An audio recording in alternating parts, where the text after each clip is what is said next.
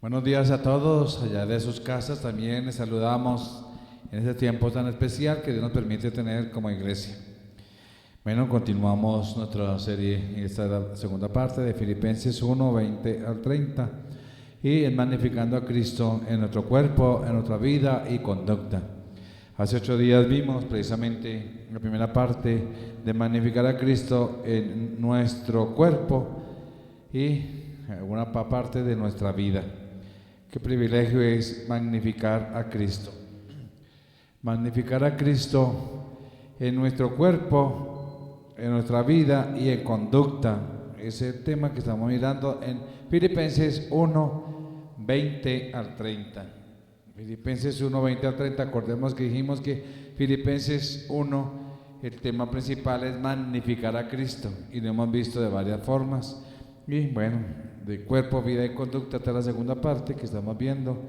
Y también dijimos que, bueno, magnificar a Cristo en el cuerpo era muy importante, pero también en cuanto al vivir para Cristo, que todos nuestros miembros son templos del Espíritu Santo, etcétera. Y Pablo tiene una lucha entre irse en su cuerpo o fuera del cuerpo, irse con el Señor, etcétera. Pero también el quedarse, ya la segunda parte que vimos, magnificando a Cristo en nuestra vida.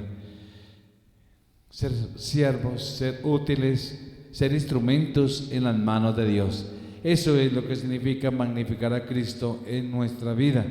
Y hablábamos de los dos beneficios, el beneficio que es para otros. El estar en esta vida es para servicio. El estar en esta vida es para beneficio para otros. De dar lo que Dios nos dio. Y lo que Dios nos dio, ¿qué fue lo que nos dio? Todos los beneficios de la cruz. Primero la salvación, fue lo que nos dio. El ser humano por consecuencia va directo a donde ya sabemos, conforme la palabra de Dios, dos caminos, el camino ancho y el camino angosto. El camino angosto dice la palabra pero el camino ancho que muchos son los que lo hallan y lleva a la perdición eterna, sin Dios. O sea, una condenación de cadena perpetua, por dar el término moderno. Cadena perpetua sin Dios, sin esperanza. Y el otro camino es el camino angosto, donde pocos, esa palabra, pocos lo hallan. Esos pocos es aquellos que obedecen al Señor y por eso su vida está consagrada al Señor. Entonces, eso es los beneficios que Dios nos dio en la cruz, la salvación, pero también nos dio regalos como el poder experimentar su presencia, el ser fortalecidos, el avanzar día a día en victoria, en medio de la adversidad, el tener la paz de Dios, el tener el gozo del Señor, el poder disfrutar de su presencia y prepararnos para la venida del Señor. Bueno, también hablábamos, ahora vamos a terminar hoy sobre la conducta, esa conducta que es digna del Evangelio. ¿Se acuerdan allá en Efesios 2:10? Dice que la hechura suya somos, no vamos a leer todavía, pero hechura suya somos. O sea, Dios nos diseñó para su gloria con Adán. Todo ser humano es hechura de Dios, por eso es creación, pero no es hijo de Dios. No todo ser humano es hijo de Dios, es creación de Dios. Por eso dice en Efesios 2:10, hechura suya somos. Ahora sí, ¿cuál es la diferencia? Sigue diciendo, creados en Cristo Jesús para toda buena obra. ¿Para qué? Creados en Cristo Jesús para toda buena obra. Tremendo. ¿Para qué el propósito? Ahí mismo lo dice, para que andemos en ellas, para que andemos en esas obras que vamos a tener aquí en la tierra para glorificar a Dios. Entonces, ahora sí sigamos con otro tema, en la conducta. Ya dijimos que debemos magnificar a Cristo con nuestro cuerpo, nuestros miembros, nuestra boca y todo lo que hacemos que magnifique a Cristo. Pero también con nuestra expresión, con nuestra conducta, La conducta es importante. La conducta.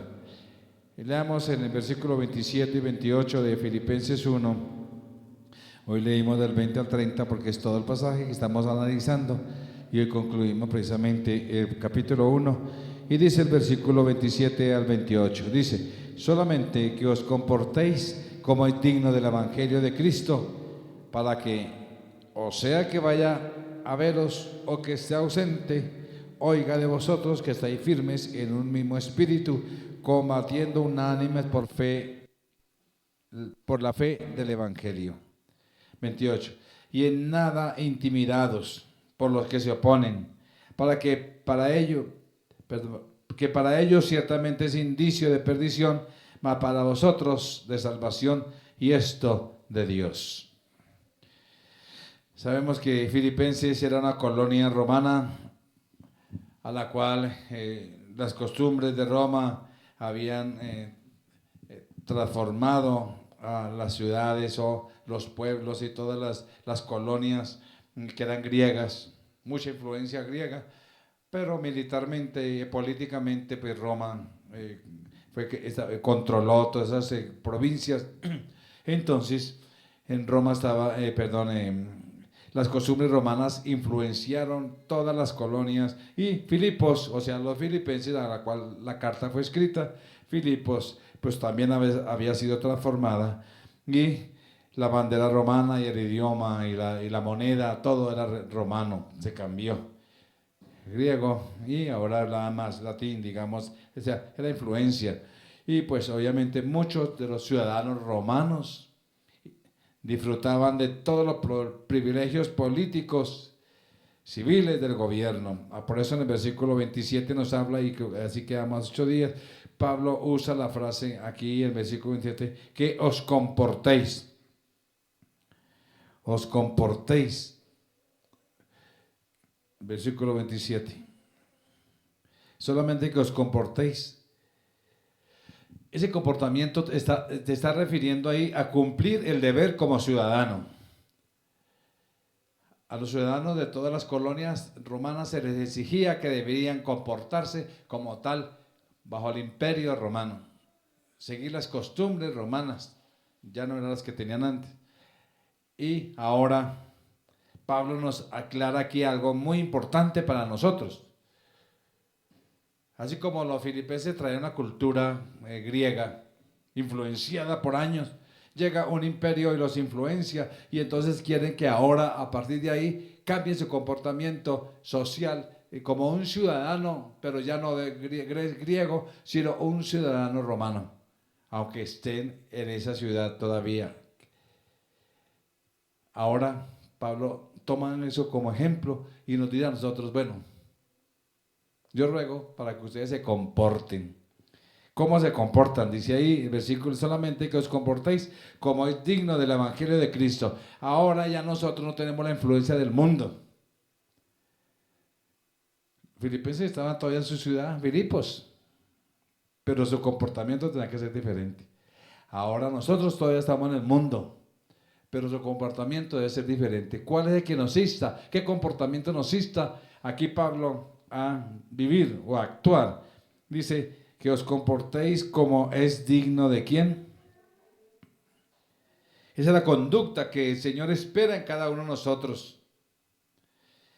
Pablo nos exhorta a ser dignos ciudadanos del reino celestial. Y nos pide tener una meta, el vivir de tal manera que fueran dignos de vivir el evangelio del reino, el evangelio de Cristo. ¡Wow! Y no era cuando estuviera Pablo. Uy, llegó Pablo, ahora sí vamos a ir al culto y todos ahí porque llegó Pablo. Y entonces ahora no. O sea que esté ausente, dice, o esté presente, ustedes compórtense como tal. Y ese es el llamado a nosotros. Debemos comportarnos como lo que somos, como lo que verdaderamente tenemos, como lo que verdaderamente influencia nuestra vida. ¿Qué es lo que influencia mi vida? Mire, tantos cristianos los domingos, cientos y miles de cristianos van y vienen por todas las iglesias de nuestra nación. Pero durante la semana, ¿Cuántos de estos cientos y miles de cristianos verdaderamente están comportándose conforme al Evangelio de Cristo? Esa es la diferencia. Esa es la diferencia de un hijo de Dios. Porque se comporta como tal en un domingo ante el Señor y con la iglesia y con los hermanos. Es el mismo que se comporta el lunes, el martes, en su trabajo, en su estudio, en su casa y donde vaya. Esa es la realidad del Evangelio. Es lo que Jesús quiere decir y la palabra de Dios siempre nos quiere decir. Puesto los ojos en Jesús. La palabra dice que mirar las cosas de arriba y no las de la tierra. Qué tremendo el Señor. Por eso siempre nos insta el Señor a mirarlo a Él para vivir en esta tierra como tal, como un ciudadano del reino de los cielos. Y por eso, en este contexto, ahí sigue diciendo, en el versículo 28, esto es algo importante que estábamos hablando de esa unidad. Y Pablo nos insta a partir de ahí a que estemos unidos en ese propósito, firme. Dice, aunque esté ausente, oiga vosotros que estáis firmes en un mismo espíritu. Mire que aquí hay unas palabras, un mismo espíritu, combatiendo unánimes, ¿sí ve? Habla de un mismo, unánimes por la fe del Evangelio. Habla de unidad, habla de esa unidad como tal, como hijos de Dios, habla de unidad. Entonces, aquí vemos dos aspectos fundamentales en este versículo 28 precisamente. Y habla de unidad en principio. Hay un principio de unidad. Nosotros no podemos, un cristiano no puede odiar a otro. Un cristiano no puede odiar a nadie. Un cristiano no puede tener nada en su corazón contra alguien, porque cuando en el reino de los cielos ninguno vamos a tener nada contra nadie. Es más, algunos dicen, no, yo no voy a esa iglesia porque es que allá va fulana y entonces no la soporto. Pues tampoco puede entrar al reino de los cielos, porque el Señor tampoco te soporta. Esa es la realidad en el Evangelio. Por eso aquí habla de unidad, de unánimes. Y el primero es unidad en principio, algo que se admira en gran manera. Y yo decía hace 8 días, porque aquí habla en el 28, el versículo 28 nos dice, en nada intimidados por los que se oponen. Bueno, sigamos con el 27. Es que quiero resaltar esa unidad. Dice, solamente que os comportéis como dignos del Evangelio, para que sea que vaya a veros, que estéis ausente, oiga de vosotros que estáis firmes. Esa es una unidad de propósito. Firmes, ¿cómo? En un mismo espíritu. Y hace 8 días yo hablaba del soldado inglés que se paraba ahí y que había en la revista por allá de Estados Unidos Live, mostró la foto de un soldado así con una abeja ahí parada. ¿Qué haría usted cuando se le para una abeja ahí en la nariz? Y va caminando por el cachete. El soldado ahí firme, porque es su deber. Y bueno, muchos se tratan de hacerle hacia los soldados y bueno, todo eso de burlarse. Pero el tema de esa foto, ¿cuál era? La firmeza. Mantener firme su posición. A veces cualquier abejita nos saca de la firmeza. Ya sea un chisme, ya sea un problema, ya sea algo que es que no. Y entonces me baja de mi posición con Cristo. Me baja de mi fe, me baja de mi esperanza, me baja de mi fortaleza. Y entonces empiezo yo todo débil ahí a andar. Ay, es que hoy ha sido un día terrible porque ¿y dónde está nuestra convicción? Por eso la firmeza es fundamental. Y esa unidad en ese principio de mantenernos firmes es importante en esa realidad del Señor. Y esta es la idea que Pablo quiere comunicar a nosotros, estar firmes. ¿Y firmes en qué? En un mismo espíritu. En un mismo espíritu. Pablo quiere comunicar, el pedir a los filipenses que estén firmes sin dejar que nada los mueva de su posición como cristianos. ¿Qué es lo que a su merced no le gusta? Y creo que en la casa de Noicos se hacían las preguntas. Y algunos ya, la mayoría que yo escuché decía, a mí no me gusta la hipocresía. A mí no me gusta la mentira. Y es cierto.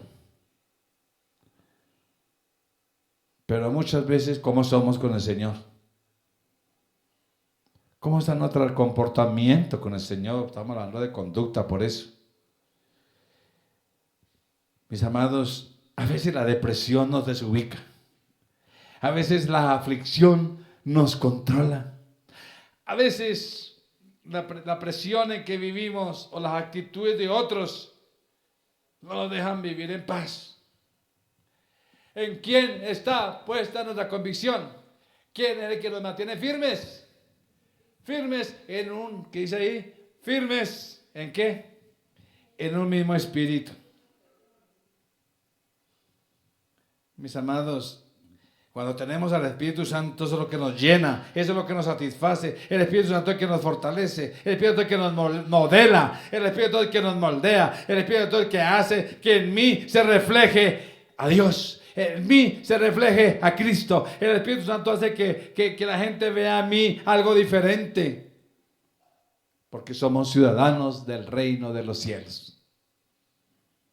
Esa es la clave.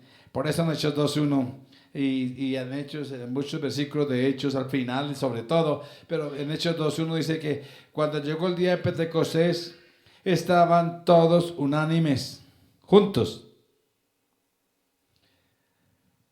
Aquí para el versículo 27 habla de estar firmes en un mismo espíritu y unánimes. Y eso es lo que garantiza una iglesia exitosa.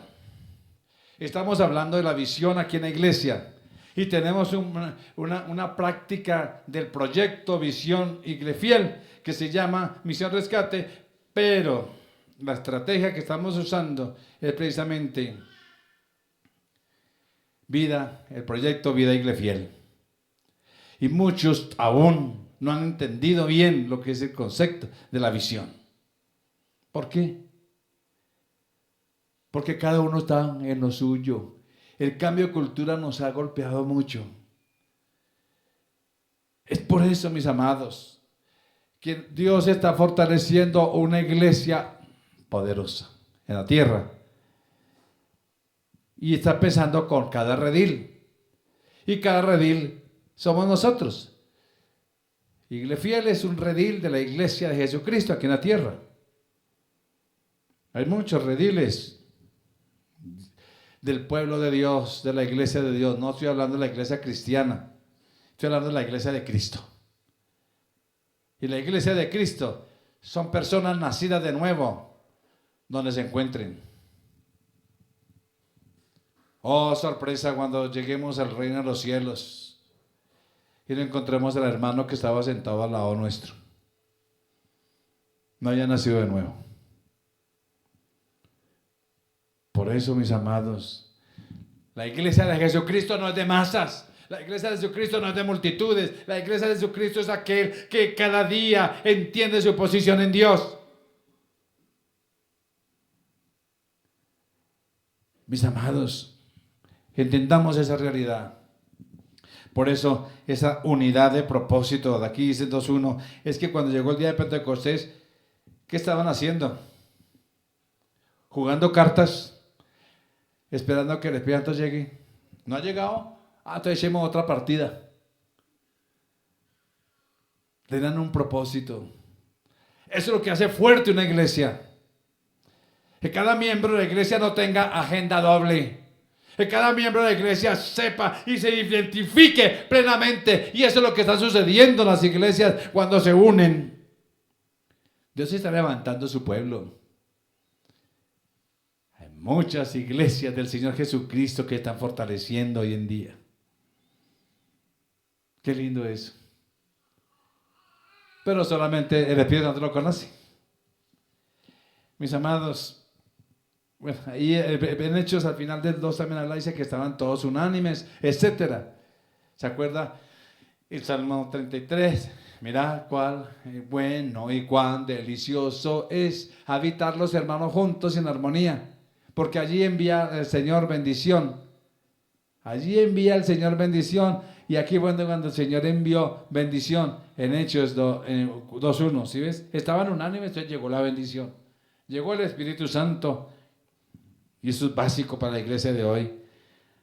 No podemos crecer y no podemos tener un crecimiento constante y no podemos tener la aprobación divina a no ser de que estemos unidos, unánimes. Bueno, el segundo aspecto que vemos aquí en este pasaje, ya dijimos que unidad de propósito y también ahora unidad de acción. Hay una unidad de acción. Porque dice ahí, unánimes por la fe del Evangelio, combatiendo.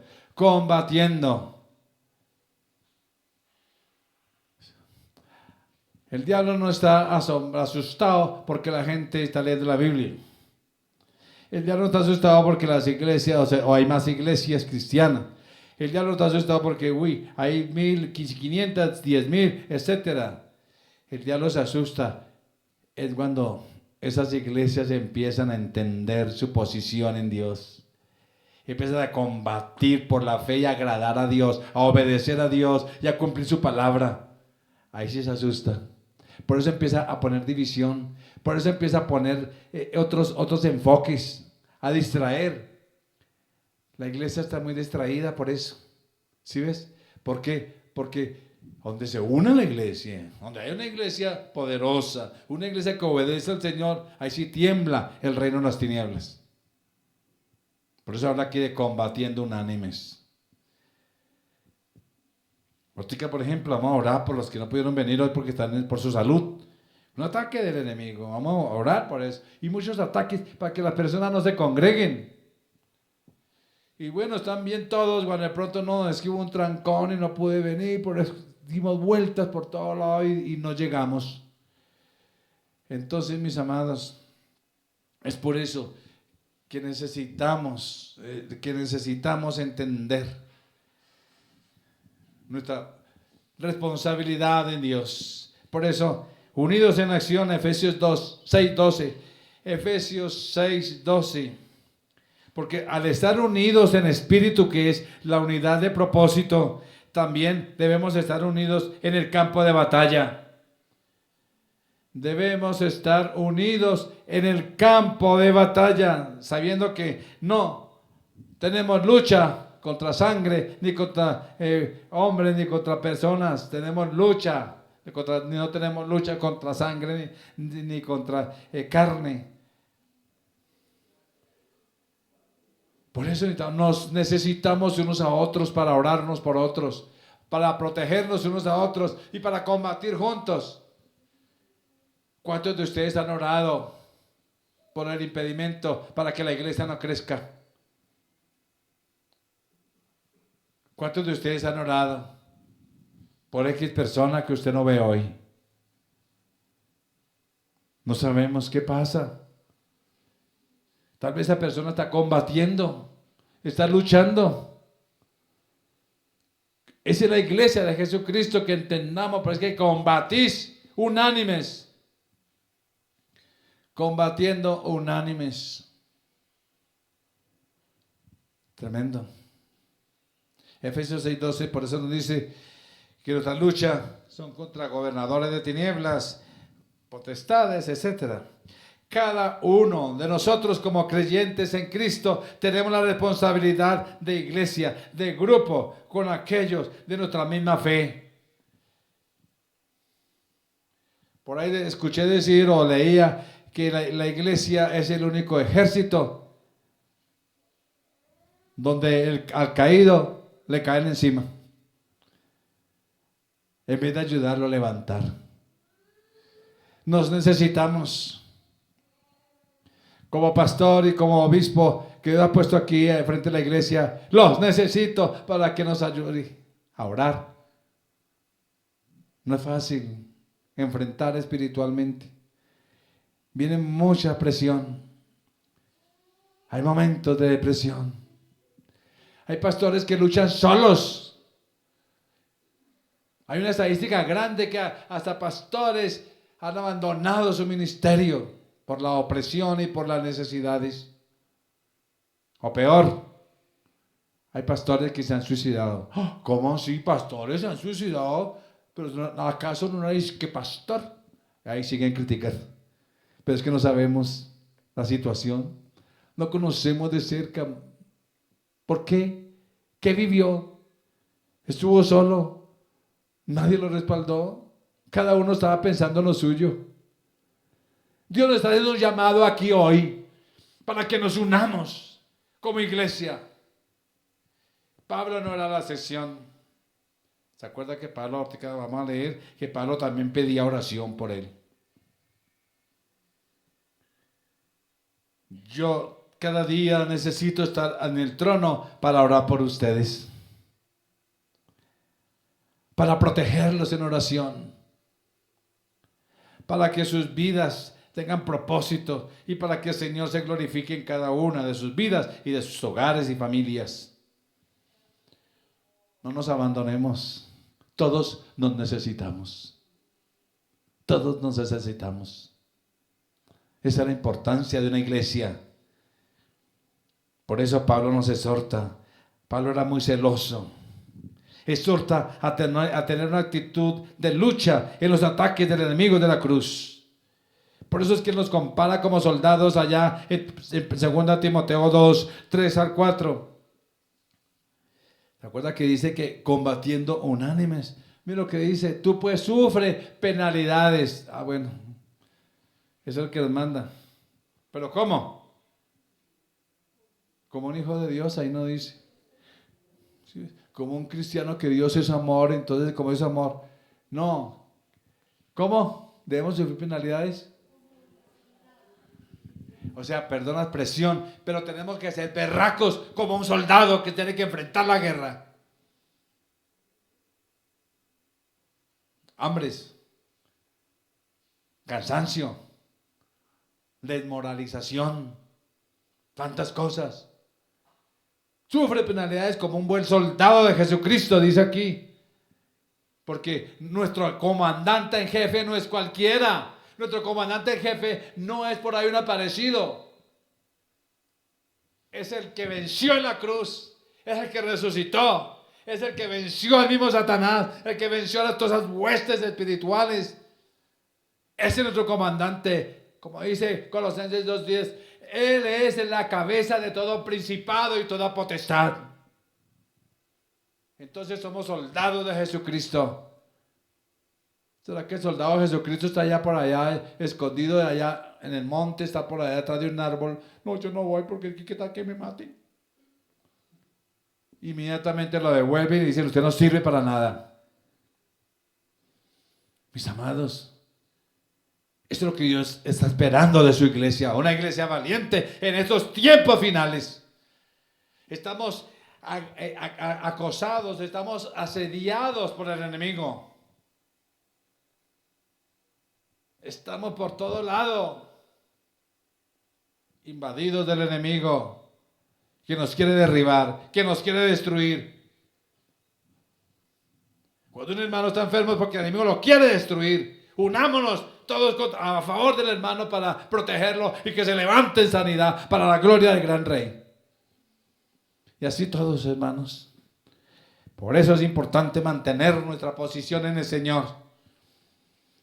Esta expresión, bueno, dice el versículo 4 para concluir este pasaje, dice, como buen soldado de Jesucristo, tú pues sufre penalidades, porque ninguno que milita, fue lo que acabé de decir, se enreda en los negocios de la vida, a fin de agradar a quien, al comandante en jefe, al Señor.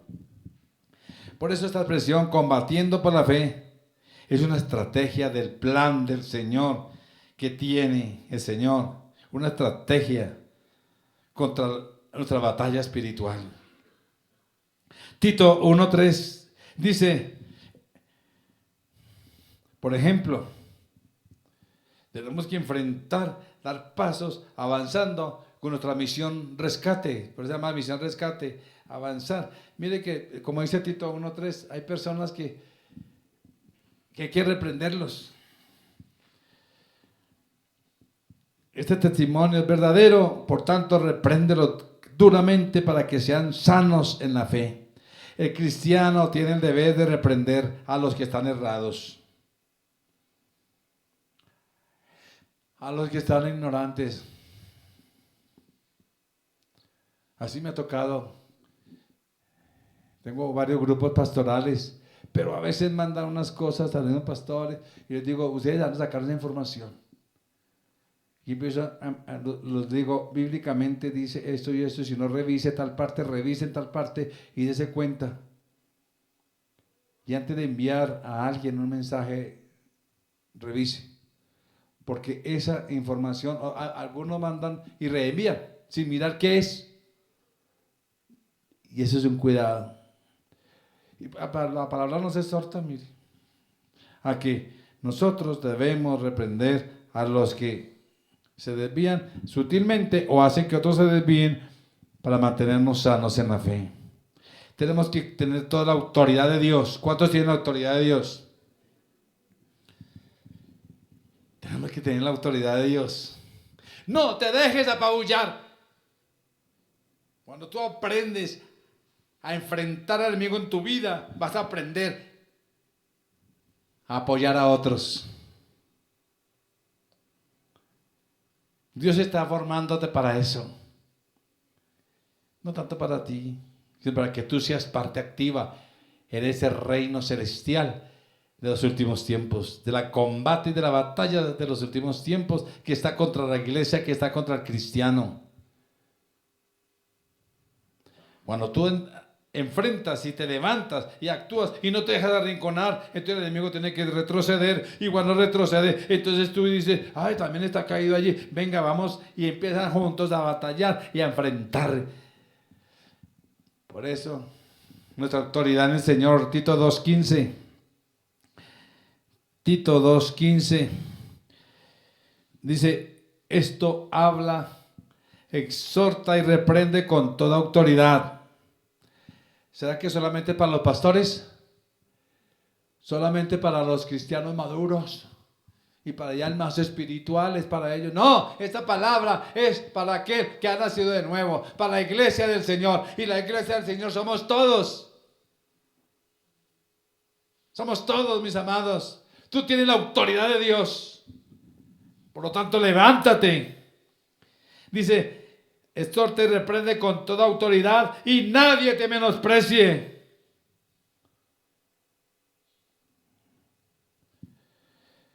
¿Qué es lo que hace el enemigo? Mire 2 Corintios 6:17. Quiere restarnos autoridad y nos pone gente alrededor para bajarnos. Y a veces por eso los jóvenes hoy en día ceden tanto por el ambiente para que no nos rechace. Entonces, si hay que ponerse el arete, nos ponemos. Si hay que ponerse el piercing, nos ponemos. Porque el ambiente es social, porque mis compañeros, entonces me rechazan. ¿Qué dice ahí en 2 Corintios 6:17? Dice, por lo cual salid en medio de ellos y apartaos, dice el Señor, y no toquéis luz mundo, y yo os recibiré. Qué tremendo. ¿Cuál es tu ambiente entre hermana? ¿Con quién andas? ¿Con qué te edificas? ¿Con qué creces? Muchos se edifican con las redes sociales, pero no se edifican en su vida particular, personal, con la palabra, y actúan basado en la palabra y en su devoción con Dios. Por eso es que Efesios 5:15 nos vuelve y nos dice, y no participéis de las obras infructuosas de las tinieblas, sino más bien reprenderlas. Es la autoridad. Es la autoridad que Dios quiere que tengamos. Una autoridad de Dios. Es hora ya de que nos levantemos. Es hora ya de que miremos y nos demos cuenta hacia dónde está direccionando nuestra vida. Dios está fortaleciendo un pueblo. Y no es la manera del hombre.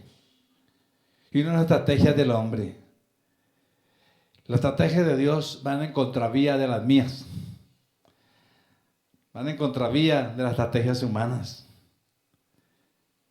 ¡Qué tremendo! La iglesia de Filipos debía estar preparada para resistir las embestidas del enemigo. dispuesta a padecer por la causa de Cristo y aún morir si fuera necesario. Por eso termina aquí el versículo 28. Mire que dice el versículo 28. Pablo aquí subraya algo importante acerca de la perseverancia. El versículo 28. En nada intimidados por los que se oponen. Aquí termino el versículo 28, porque el 29 y 30 ya lo vimos hace mucho tiempo acerca de los sufrimientos. Pero el 28 dice, nada intimidados por los que se oponen, que para ellos ciertamente es indicio de perdición, para más vosotros de salvación, y esto de Dios. Se le notifica a los cristianos valientes que aunque pasen por sufrimiento, por luchas, por momentos difíciles, por momentos de adversidad, aunque pasemos por circunstancias, el día vendrá.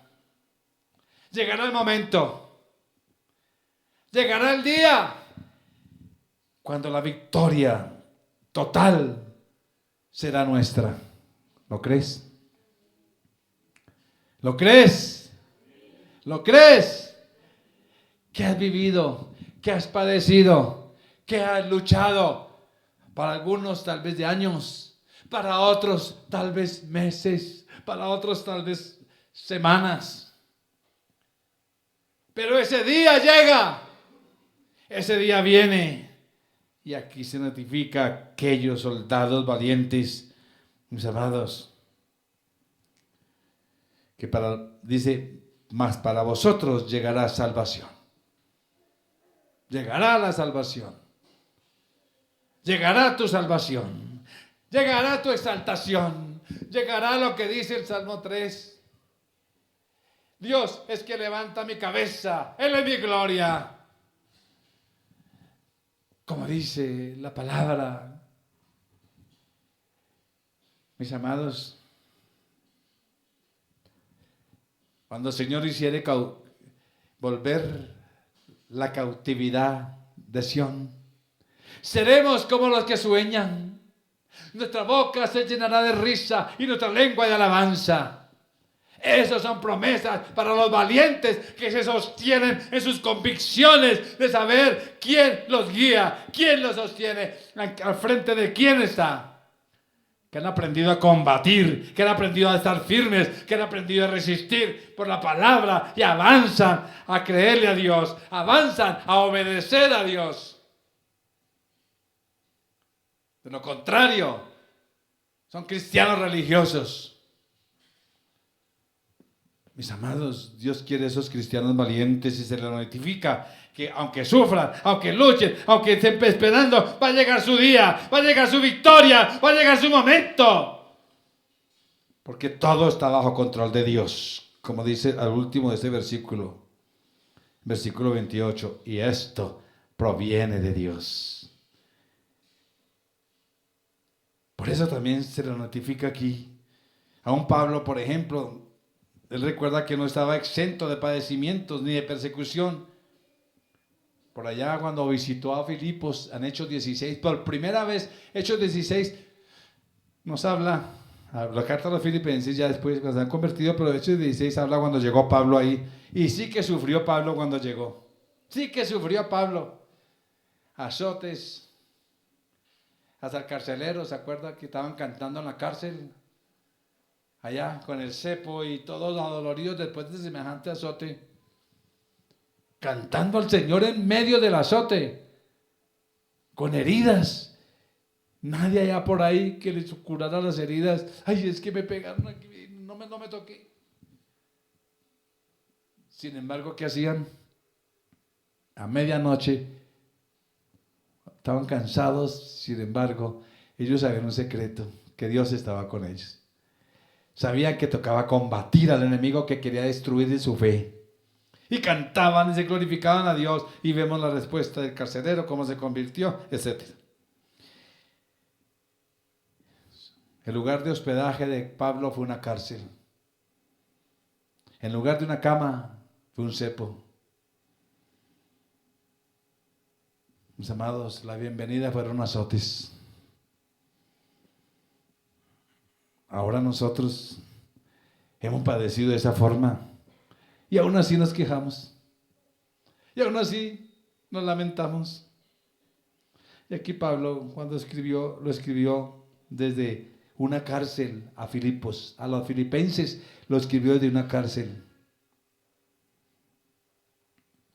Qué tremendo. Mis amados, que Dios nos ayude a fortalecernos en esa realidad con Dios. Que Dios nos ayude a entender que hay algo de ganancia. Como decía Pablo, para mí el vivir es Cristo. El morir es ganancia. La ganancia en la muerte del cristiano se puede resumir en 3 cosas. Ya para concluir, en 3 cosas. En estar con Cristo, como dice el versículo 23 ahí, que es muchísimo mejor. Se puede resumir, bueno, aquí el versículo 23, porque de ambas cosas estoy puesto en estrecho, lo cual de estar con Cristo es muchísimo mejor. Se puede resumir en la segunda cosa, en ver a Cristo. Primera de Juan 3:2. Vamos a saltarnos un poquito para nuestros que están coordinando. Primera de Juan 3:2. Dice, amados, ahora somos hijos de Dios y aún nos ha manifestado lo que hemos de ser. Pero sabemos que cuando Él se manifieste, seremos semejantes a Él, porque le veremos tal como Él es. Acordémonos, la ganancia en la muerte del cristiano se puede resumir en 3 aspectos principales. Primero, estar con Cristo. Esta es nuestra ganancia.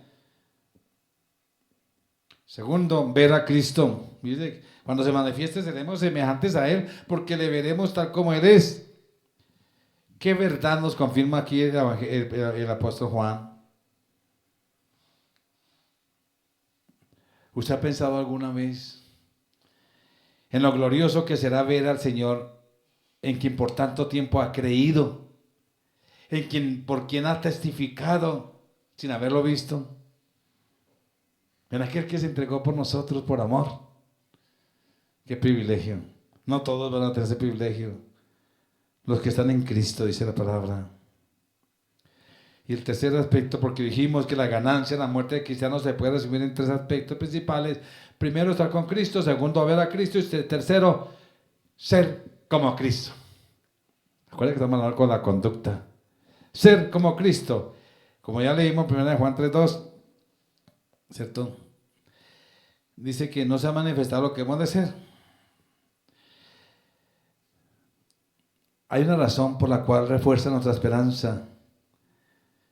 Y Pablo en Filipenses 3:20, que también lo recalcó, dice que nuestra ciudadanía, en Filipenses 3:20, nuestra ciudadanía está en los cielos, de donde también esperamos al Salvador, al Señor Jesucristo. Esta es nuestra meta. Todo un capítulo entero, Pablo lo dijo en 1 Corintios 15, de que nuestros cuerpos serán transformados, que este cuerpo terrenal, y bueno, todo eso que hablaba Pablo de nosotros, va a ser transformado para ser como Cristo. Cuando Él venga, en un momento, en un abrir y cerrar de ojos, en un momentico que mientras la miré, abrió y cerró los ojos 3 veces, en un segundo casi. Tremendo. O sea, en un momento, un abrir y cerrar de ojos, uno no se da cuenta, ¿cierto? Uno mira y mira, pero no se da cuenta cuántas veces cierra los ojos. En un momento, un abrir y cerrar de ojos, transformará nuestros cuerpos corruptibles y lo mortal se vestirá de inmortalidad. Por eso, mis amados, que Dios nos ayude a estar expectantes de ese glorioso día cuando Cristo volverá. Que nuestra conducta, que nuestra vida aquí en la tierra tenga el propósito de honrar y glorificar al Señor. Oremos. Señor, aquí estamos, aquí venimos. Tú sí que nos conoces. Tú conoces nuestra existencia, Señor. Padre, toda la gloria y toda la honra es para ti. Toda la alabanza te pertenece. Te adoramos, Señor. Te honramos. Venimos ante tu presencia por tu bondad, por tu gran amor con que nos has amado. Señor, todavía estamos en este cuerpo que nos limita, que combatimos aún dentro de nosotros mismos en muchas áreas. Nuestros miembros, Señor. Aquí estamos, Señor, pero en el fondo de nuestro ser, por la obra de tu Espíritu en nosotros y por la nueva creación, te anhelamos. Anhelamos más y más de ti. Anhelamos tu santidad. Anhelamos, Señor, tu presencia en el día a día, en lo que hacemos cada día, en nuestros hogares, en el trabajo, en el estudio, en donde vayamos, en las diligencias que tengamos. Siempre permítenos mostrarte a ti. Permítenos, Señor, ser ese testimonio vivo como ciudadanos del reino de los cielos. Ayúdanos, Señor, conforme a tus misericordias y conforme a tus bondades. Llénanos de ti, Señor, porque tenemos tu fuerza, porque tenemos tu poder, porque tenemos tu presencia, y eso nos garantiza la victoria plena. Gracias, Dios, en Cristo Jesús. Amén. Muchas gracias a cada uno de sus hogares también. Muchas bendiciones. El Señor continúe bendiciéndoles a todos.